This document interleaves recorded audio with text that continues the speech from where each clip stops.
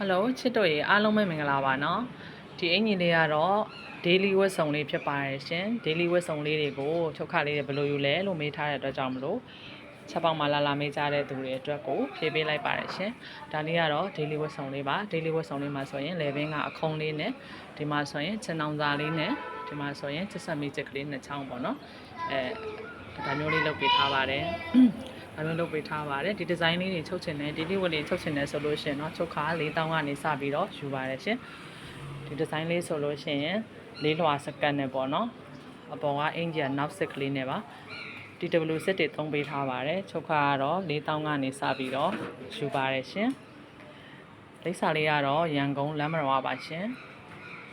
အသေးစိတ်သိချင်တယ်ဆိုလို့ရှိရင်လည်းချက်ပေါက်ကနေပြီးတော့မေးလို့လည်းရပါတယ်ရှင်တန်းတန်းသူလည်းလက်ခံပါတယ်အမြန်ကျုပ်လည်းလက်ခံပါတယ်ယူနီဖောင်းတွေလည်းလက်ခံပါတယ်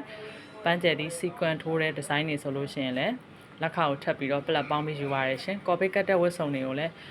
copy ဖို့ထပ်ပြီးတော့ plus ပေါင်းပြီးတော့ယူပါတယ်ရှင်ဒါလေးကတော့လုံးဝ copy မပါတဲ့ဝတ်စုံလေးပါရှင် daily week လေးပါ